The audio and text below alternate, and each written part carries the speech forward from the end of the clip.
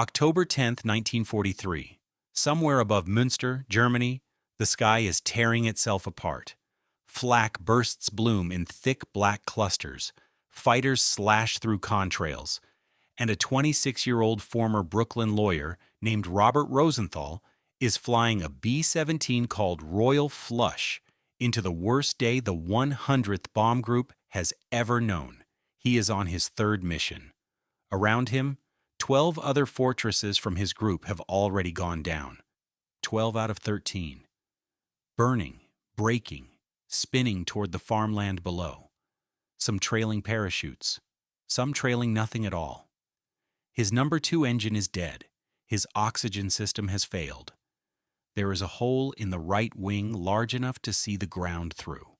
The intercom no longer works, which means the 10 men aboard this aircraft are flying in silence, each one alone with the noise of the remaining engines and the metallic shriek of fragments punching through aluminum skin.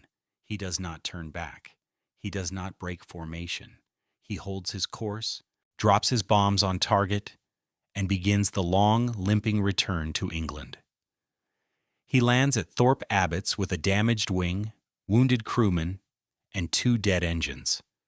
He is the only pilot from the 100th to return that day. He climbs out of the cockpit.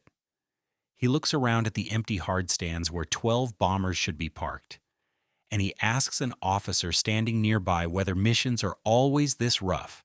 He is not being dramatic. He genuinely does not know. He has only been here 3 days. This is the world you are entering, not as a general watching from behind a map, not as a historian turning pages decades later, but as a man who will begin at the bottom, at level 1, and discover with your own hands, your own fear, your own freezing breath at 25,000 feet, what it meant to be an American bomber pilot in the Second World War. Every level is a new threshold. Every threshold costs something you did not know you had. And the only way out is through, one mission at a time, one altitude check at a time, one formation correction at a time, flying straight through the middle of the most concentrated violence the sky had ever known. Because the men behind you are counting on you not to flinch. You begin on the ground. You begin before the war ever touches you, before England, before flak, before you know what a Messerschmitt looks like through a windscreen at 400 yards. You begin as a cadet, and the first thing you learn is that flying can kill you long before Germany gets the chance. Nearly 15,000 young men died in training accidents without ever leaving the United States. That number is not a footnote. It is a graveyard the size of a small city, filled with men who never heard a shot fired in anger. Men who stalled on a crosswind approach in Texas, or lost an engine on a night navigation exercise over Georgia, or spun into a cotton field because the trainer they were flying had no margin for the mistake they had not yet learned to avoid. From January 1941 to August 1945, 191,654 cadets were awarded pilot wings. But there were also 132,993 who washed out or were killed during training, a loss rate of approximately 40%. 4 out of every 10 men who entered. The pipeline never emerged from it. You arrive at a classification center, likely in Nashville or San Antonio or Santa Ana. Cadets go through a series of schools, basic training, then college training detachments on college campuses for 6 months, then pre-flight at a military base, where half the time involves coursework and the other half outdoor military training. You are tested, measured, probed, questioned, graded. You are sorted into one of 3 tracks: pilot, navigator, bombardier. If you are selected for pilot training, you will move through 3 stages: primary, basic, and advanced, each one faster, harder, and less forgiving than the last. Primary is where you touch a control stick for the first time. The aircraft is a trainer, something small and fragile and loud. A PT-17 Stearman or a Fairchild PT-19. Open cockpit. The wind hits your goggles. The prop wash shakes the whole airframe. Your instructor sits in front of you or behind you, communicating through a tube, and you learn the basics: straight and level, climbs, turns, glides, and the single most important thing a cadet can do: solo. It is a washout offense if the cadet does not solo before 13 hours. If you cannot fly alone by then, you are done. You are reclassified, sent to navigator school or bombardier school or somewhere on the ground, and the seat you occupied goes to the next man in line. The pressure is constant. The weather in the southern states, where most of these bases sit, can shift without warning. Thunderstorms build fast, crosswinds snatch at wings. Ground loops upon landing are also a hazard to graduating. If the cadet allows the plane to swerve, the plane tilts and drags the outside wing on the ground, putting the aircraft out of commission for days. One bad landing can end your career. One moment of inattention can end your life. And you are 20 years old, maybe 19. Maybe you have never been inside an airplane before this month. You survive. Primary, and you move on. Basic introduces you to heavier, faster aircraft. You learn instrument flying, night flying, formation. You learn to trust the gauges when the horizon disappears. Advanced is where you receive your wings. You are commissioned as a second lieutenant or given the new rank of flight officer. You are, officially, a pilot. But you are not yet a bomber pilot. You are not yet anything that the war requires. That transformation comes next, at transition training, and it is the place where the fragile trainers of yesterday are replaced by the enormous, complex, temperamental machines that will carry you to war. If you survive this far, you are ahead of the odds. But the odds are only beginning. If this history matters to you, like and subscribe so these stories are not lost. Transition is where the airplane changes around you. Everything you learned in primary, basic, and advanced was about controlling a single-engine aircraft. One throttle, one propeller, one set of flight characteristics you could memorize and anticipate. Now you are sitting in the cockpit of a Boeing B-17 Flying Fortress. 4 Wright Cyclone engines, each producing 1,200 horsepower, a wingspan of over 100 feet, a loaded weight that can exceed 65,000 pounds, a crew of 10 men whose lives depend on your ability to manage this machine, in conditions that no training scenario can fully replicate. Your assignment to the B-17 means you are no longer just a pilot. You are an airplane commander, charged with all the duties and responsibilities of a command post, flying a 10-man weapon, responsible for the safety and efficiency of the crew at all times. That is a direct statement from the Army Air Force's training manual. It does not say you are responsible for the crew when things go well.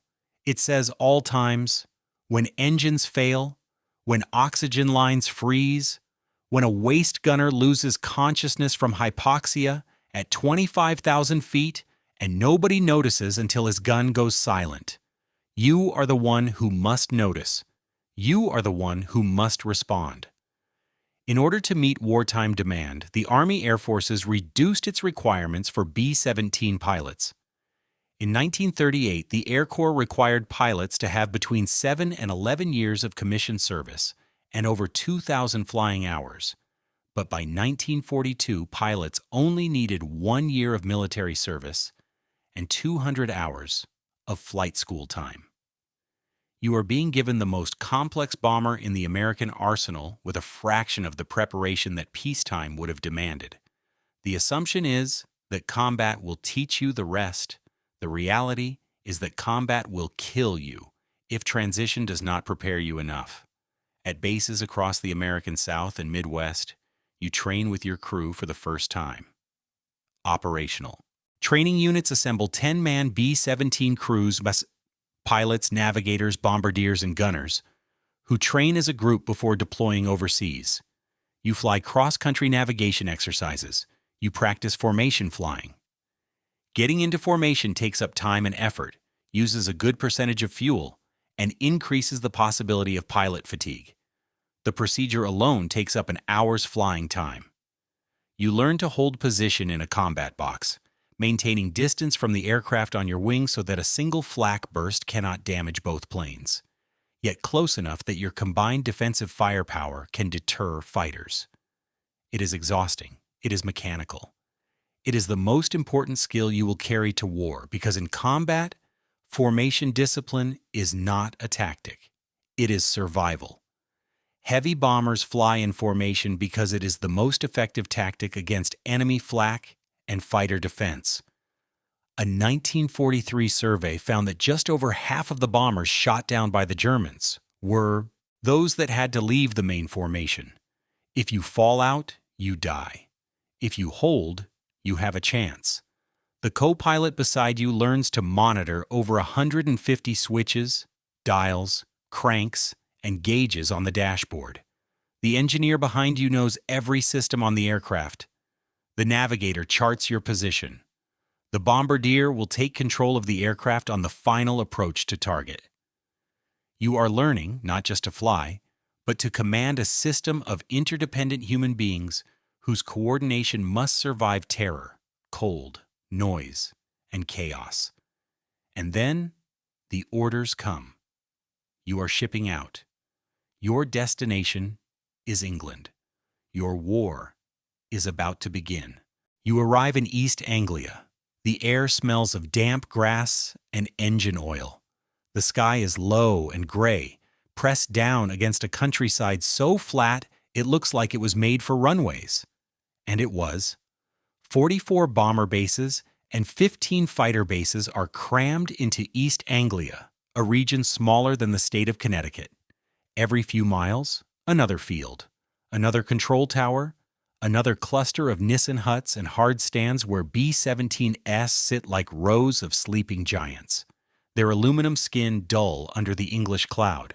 You are now part of the 8th Air Force. You are assigned to a bomb group, given a squadron, given a bunk, given a locker that may have belonged to someone who is not coming back. The men around you fall into two categories: those who have flown missions and those who have not. You can tell the difference without asking. The ones who have flown have a quietness that is not shyness. It is the residue of something seen that cannot be unseen. U.S. airmen are required to fly 25 combat missions before they can return home. Most do not make it that far. 25 missions. That is the number. That is the finish line. In early 1943, the Air Force introduced a policy. If you completed 25 missions, you could receive a Distinguished Flying Cross and relief from further flying. Air crews jokingly call the award the Lucky Bastard Ribbon. By the end of 1943, only 25% of 8th Air Force personnel have survived 25 missions. The rest have been killed, severely wounded, or taken prisoner. 1 in 4. Those are the odds in the dark months of 1943, when the 8th is flying unescorted deep into Germany and the Luftwaffe is at its most aggressive. For much of 1943, 8th Air Force bomber crews are lost at an unsustainable rate. Airmen are statistically incapable of completing their required tours of 25 missions. Think about what that means. It means the system is asking men to do something that mathematics says they almost certainly will not survive. And the men know this. They do not need actuarial tables. They count the empty bunks. They watch the hard stands that stay empty after a mission. They notice when the man who sat next to them at breakfast is not at dinner. And no one mentions it because there is nothing to say that has not already been said 100 times to 100 other empty chairs. The briefing comes early, 2 in the morning, 3 in the morning. You are woken in the dark. You eat powdered eggs. You walk to the briefing room. A curtain covers the map on the wall. When the curtain is pulled back, you see a red ribbon stretching from your base in England, across the Channel, across France, or the Low Countries, deep into Germany. The length of the ribbon tells you how bad the day will be. A short ribbon, Targets in France, maybe, with fighter escort most of the way. And the room exhales. A long ribbon. Schweinfurt, Bremen, Berlin. And the room goes silent. The silence is not fear, exactly. It is the sound of men recalculating their odds and deciding to go anyway. You suit up. You pull on layers of heated clothing, because at 25,000 feet the temperature will drop to minus 50 degrees Celsius. Temperatures can fall as low as minus 50 degrees Celsius, and frostbite is one of the most common injuries suffered by 8th Air Force air crew. Your heated suit connects to the aircraft's electrical system. If the connection fails, your hands and feet begin to freeze within minutes. Men lose fingers. Men lose toes. Men lose the ability to operate their guns because their hands are so numb they cannot find the trigger. You climb aboard, the engines start, and the world you trained for replaces the world you imagined. Your first combat mission is the dividing line between everything before and everything after. It does not matter how many hours you have logged in training, how many practice formations you have flown, how many simulated bomb runs you have completed over the plains of Kansas or the swamps of Florida. Nothing prepares you for what you are about to see. The formation assembles over England. Bombers take off at 30-second intervals when clear and 60-second intervals when cloudy. Each plane climbs to a preset altitude, homes in on their bomb group's radio beacon, and squadron leaders shoot off colored flares. Forming up takes an hour and a lot of fuel and pilot effort, with hundreds of airplanes occupying the same clouds at the same time with little margin for error. You are flying in radio silence. There is no air traffic control. You find your position in the combat box, and you hold it, watching the lead aircraft with the same fixed attention you would give a heartbeat. The EU channel passes below. France appears, or Holland, or Belgium. The continent looks peaceful from 5 miles up. And then, the flak begins. It starts as small black puffs, scattered and inaccurate. But as you cross into Germany, the puffs multiply, thicken, and darken until the sky ahead looks like a wall of dirty smoke, punctuated by sudden orange flashes. Each flash is an explosion. Each explosion sends out a sphere of white-hot metal fragments traveling at thousands of feet per second. The sound reaches you as a dull crump, muffled by the engines, but the effect is immediate. Holes appear in the fuselage, in the wings, in the instrument panel. The aircraft lurches. You correct. You hold formation. On the bomb run, the discipline becomes absolute.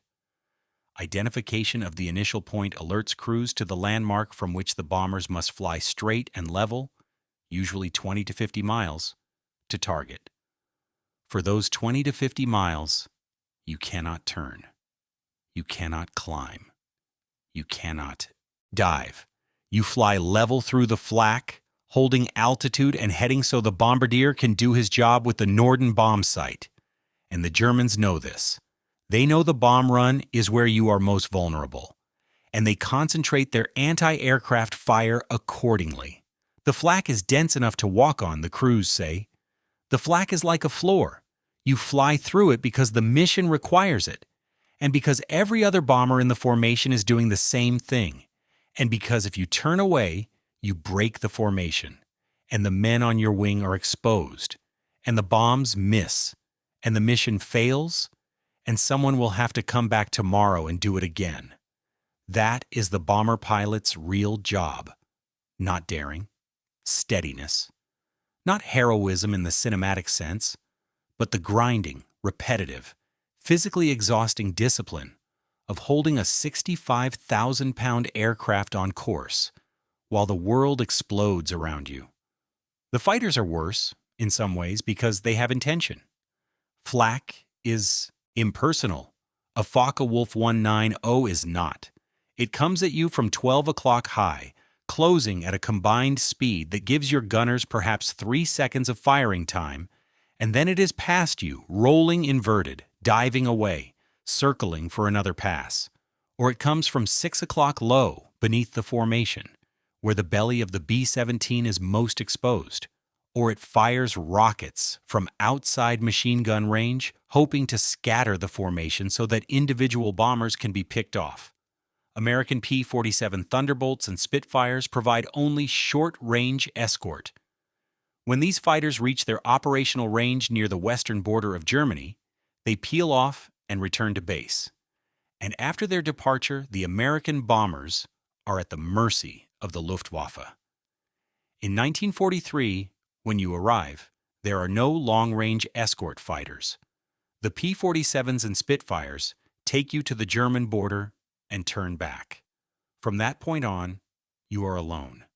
10 men in a metal tube, surrounded by other metal tubes, trying to hold a line through a sky that has become an obstacle course of steel and fire. You survive your first mission. You land, you debrief, you eat, you lie in your bunk and stare at the ceiling, and you realize that you have to do this 24 more times. The week of October 8th through October 14th, 1943, breaks something in the 8th Air Force. It does not break the organization. The planes keep flying, the crews keep reporting. But it breaks a certain illusion, the idea that losses are sustainable, that the doctrine is sound, that heavy bombers can defend themselves deep inside Germany without fighter escort. In the span of only a few days in October 1943, the U.S. Army Air Forces is forced to reconsider its entire strategic bombing endeavor in the European theater. They call it Black Week. Black Week spans from October 8th to October 14th, 1943, during which the 100th Bomb Group flies several critical missions over Germany. Targets include heavily defended industrial cities and aircraft production facilities such as Bremen, Münster, and Schweinfurt. On October 8th, the 8th strikes Bremen. The week begins with a mission to Bremen, a major port and industrial center. The 100th Bomb Group faces intense flak and fighter opposition, and out of 21 B-17 dispatched, 7 are lost. On October 10th, the target is Münster. For the 100th Bomb Group, this is annihilation. The mission to Münster is particularly costly. The 100th Bomb Group loses 12 out of 13 bombers, an unprecedented loss rate of over 90%. One plane returns. 1. On the October 10th, 1943, mission over Münster, the B-17F, nicknamed Royal Flush, that the crew were flying, was the only plane out of 13 from the group that reached Münster to return to base. That plane is Royal Flush. The pilot is Robert Rosenthal, a man who has been in England for 2 weeks, who enlisted the day after Pearl Harbor, who left a law career in Manhattan because he believed the Nazis had to be stopped. Royal Flush lands back in England with 2 engines dead, the intercom and the oxygen system non-functional, and with a large ragged hole in the right wing. Heading for home, the aircraft became the object of concentrated fighter attacks. With an almost completely destroyed oxygen system, a rocket hole in the right wing, and several injured crew members, the crew threw all movable equipment overboard to maintain altitude. They stripped the aircraft bare, throwing out everything that is not bolted down. And still the B-17 barely clears the English coastline. And then comes October 14th, Schweinfurt, the ball-bearing factories. On Thursday, October 14th, 1943, the 8th attacks the ball-bearing plant at Schweinfurt. It becomes the largest air battle so far, the 8th with 229 bombers, and the Luftwaffe with over 300 fighters, the battle line extending over 800 miles. The 8th Air Force loses 60 B-17s, with a further 17 no longer airworthy. 600 men have been killed, wounded, or missing in action, totaling almost 20% of those who took part. Black Thursday. Given the steep losses, it is quickly dubbed Black Week, with the second Schweinfurt raid referred to as Black Thursday. Morale at the air. Bases is at an all-time low as empty bunks in the Quonset huts stand testament to the losses. During the course of the week, the 8th Air Force has lost 148 bombers, nearly 13% of its attacking aircraft, and approximately 1,500 aircrew. 148 bombers, 1,500 men, in 7 days. By the end of Black Week, the 100th Bomb Group has suffered catastrophic losses, losing 26 bombers and hundreds of airmen killed, wounded, or captured. The severe losses lead to a temporary halt in deep penetration raids. The 8th suspends deep raids into Germany. For the remainder of 1943, missions are limited to targets that fighter escort can cover. The doctrine of the self-defending bomber formation has been tested against reality, and reality has won. The cost is measured not in statistics, but in silence. In mess halls where half the seats are empty. In barracks where personal effects are quietly boxed and shipped home. In the faces of the men who remain, who must get up the next morning and check the mission board and wonder if the red ribbon on the briefing room map will reach for them again. Mastery, if it comes at all, does not arrive as revelation. It arrives as repetition. You fly your 5th mission and you understand the rhythm of flak. You fly your 8th and you can read the formation without thinking, can feel when the lead aircraft is drifting and adjust before the correction reaches your wingman. You fly your 10th and the fear does not go away. It never goes away, but it acquires a structure. It becomes something you carry alongside the oxygen mask and the flak vest and the parachute harness, something that has weight, but no longer has the power to freeze your hands on the yoke. The pilot is the airplane commander. He assumes ultimate responsibility for the crew accomplishing its mission. He knows his crew inside and out. He is an expert pilot who can hold the B-17 in perfect formation with the squadron's combat box. He knows all the emergency procedures by heart. He can fly the aircraft with 2 engines out, no hydraulics, and over 100 holes in the airframe through any kind of weather. That is what mastery looks like from the outside. From the inside, it looks like a man who has stopped flying the airplane and started commanding a living system. The airplane is 4 engines, and each one has its moods. One runs hot, one drinks oil, one surges in cold air. The crew is 10 men, and each one has his own threshold for fear, his own breaking point, his own way of coping with the knowledge that every takeoff might be the last. The pilot binds them together, not through speeches or bravado, but through competence and predictability, and the quiet assurance that whatever happens up there, he will bring them home, or die trying. You learn the interphone. Every few minutes, you check in with each position: tail, waist, ball turret, top turret, radio, navigator, bombardier, co-pilot. The check-ins serve 2 purposes. The obvious one is operational awareness. Who is wounded? What systems are damaged? Where are the fighters? Is the oxygen flowing? The less obvious one is human connection. At 25,000 feet, in -50-degree air, separated by the length of the fuselage and the roar of 4 engines, a man can feel utterly alone. The interphone is the thread that holds the crew together. When it fails, as it did on Royal Flush over Münster, each man becomes an island fighting his own war inside the same aircraft. Mastery also means knowing when to break the rules. Formation discipline is sacred. But there are moments when holding position will kill you faster than breaking away. An engine catches fire, and you must drop out of formation to feather the prop and activate the extinguisher. A crewman is hit, and you must lose altitude to get below the oxygen threshold so he can breathe. The lead aircraft is heading into a flak corridor that your navigator has identified as wrong, and you must decide whether to follow orders into the fire or trust your own instruments. These decisions come fast. They come in noise, cold, and chaos. They come when your hands are shaking and your vision is narrowed and the aircraft on your left wing has just taken a direct hit and is falling away in a spiral of smoke and flame, and you can see the tail gunner's turret still tracking, still firing, all the way down.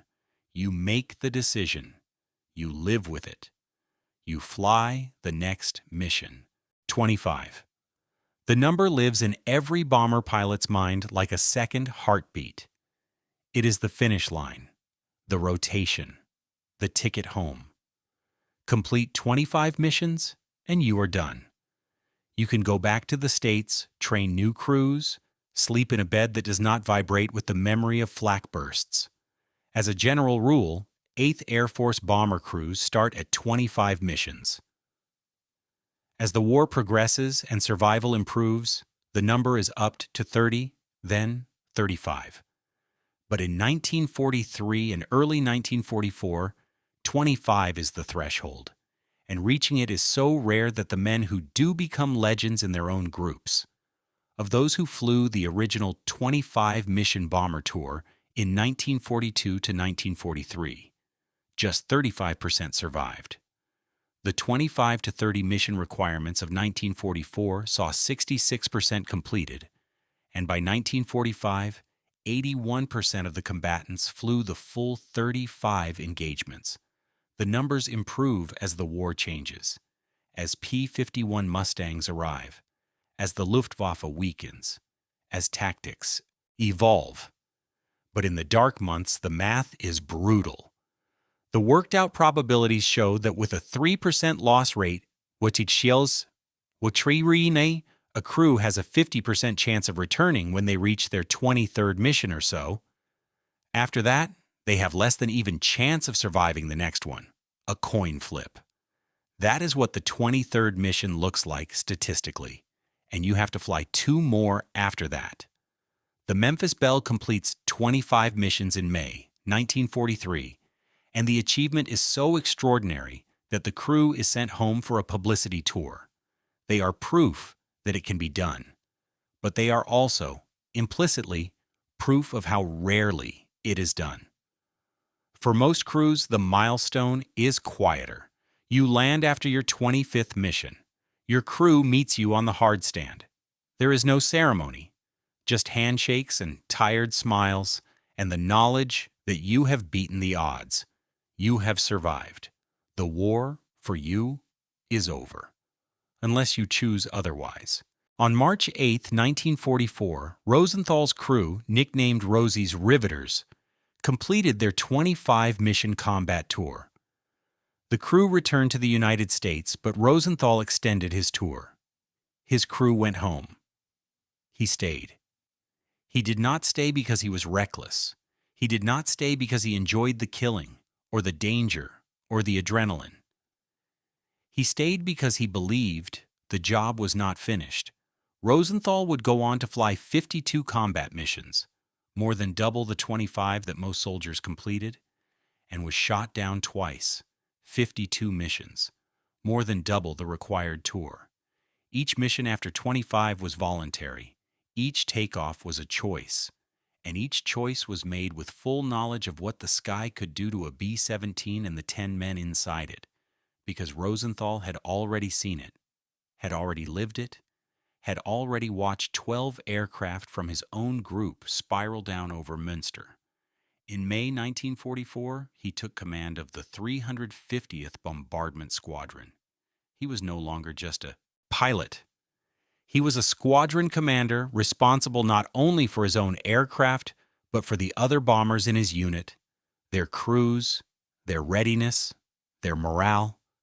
He flew lead. Lead means you are the aircraft that sets the course, the altitude, the timing. Every other bomber in the formation follows you. If you are wrong, everyone is wrong. If you flinch, the formation breaks. And every German fighter pilot knows that if you knock out the lead bomber, the formation loses its eyes. By the spring and summer of 1944, the war in the air is changing. In December 1943, the first P-51 Mustang unit has arrived at Boxted, England, with more to follow. The P-51 Mustang changes everything. It can fly all the way to Berlin and back.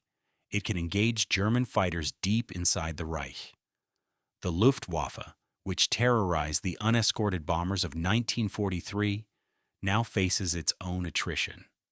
Major General Jimmy Doolittle, commander of 8th Air Force from the end of 1943, orders bombing missions of key aircraft, factories the Luftwaffe cannot ignore. The mission of Allied fighters is altered from protection of the bombers to attacking the Luftwaffe fighters. The bombers are no longer alone, but the flak does not care about escort fighters. The 88mm shells climb to altitude regardless. The bomb run is still straight and level, the cold is still -50, and the missions keep coming deeper, harder, more frequent, as the Allies prepare for the invasion of France and the final assault on the Reich.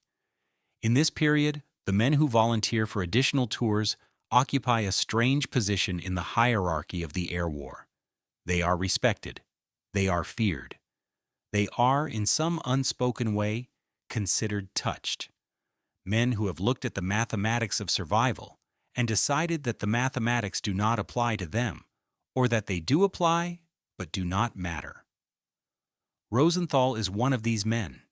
He is not the only one, but he may be the most visible because his story begins with that single aircraft returning from Münster, and it does not end until the war itself is over. On September 10th, 1944, Rosenthal's B-17G Terrible Termite, flying on a mission to bomb Nuremberg, is hit by flak and crash lands around Reims in occupied France. Along with all the officers on his plane, he is seriously injured, suffering from a broken arm and nose. He is pulled from the cockpit unconscious by Free French, flown back to England, and wakes up at a hospital in Oxford, shot down. The thing every bomber pilot fears most, worse even than death in some tellings, because being shot down means a cascade of unknowns: fire, bailout, capture, interrogation, the long uncertainty of a prison camp. But Rosenthal is not captured. The French resistance pulls him from the wreckage. He is evacuated to England. He heals. And then he does something that defies every reasonable instinct a human being possesses. He returns to duty. Rosenthal is assigned to a desk job at wing headquarters, but he manages to return to the 100th Bomb Group and take command of his old squadron, the 418th. He does not accept the desk. He talks his way back into the cockpit. He takes command of the 418th Bombardment Squadron. He goes back to flying. This is not the behavior of a man chasing glory.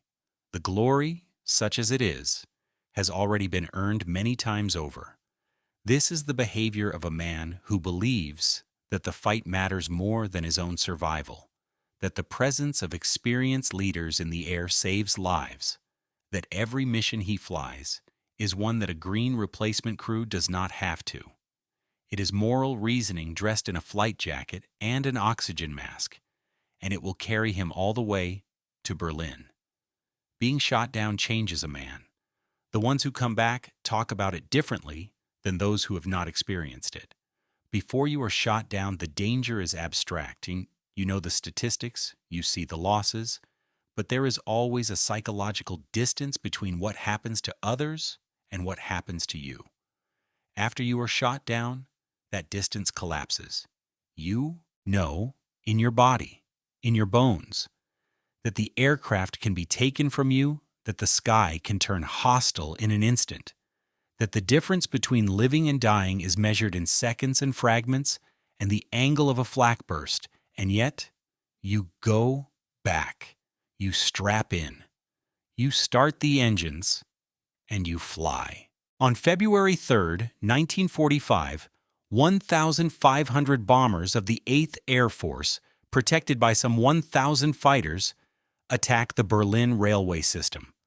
On his last combat mission, Rosenthal, commanding the 418th, is part of a 2,500 plane raid against Berlin. His B-17G, the lead bomber, suffers a direct flak hit which kills 2 of his crew.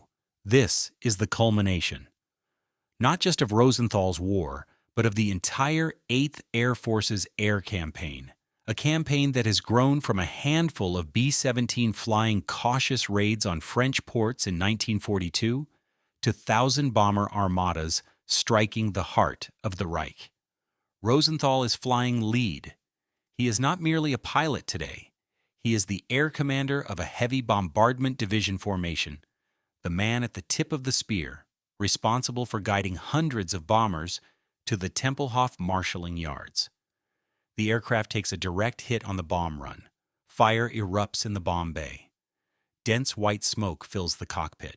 2 crewmen are killed instantly. The aircraft is dying, and Rosenthal holds his course. For extraordinary heroism in action, on this date, while on the bombing run, his aircraft suffered a direct hit which inflicted severe damage and started an intense fire in the bomb bays. Completely disregarding his personal safety, and in spite of the imminent danger of explosion, he continued to lead his formation over the target. He drops the bombs. Then he turns the dying aircraft away from the formation, giving his crew time to bail out. He stays at the controls until the last man is gone. Although his bomber was struck with a direct hit and set on fire, he stayed with his airplane attempting to control it long enough for the crew to bail out. When the last man had left the aircraft, he bailed out at 1,000 feet moments before it exploded. 1,000 feet. That is not an altitude at which parachutes reliably open. That is an altitude at which survival is a matter of physics, luck, and the kind of calm that has no name in ordinary language. He survives the jump. He lands in a battlefield between advancing Soviet forces and retreating Germans.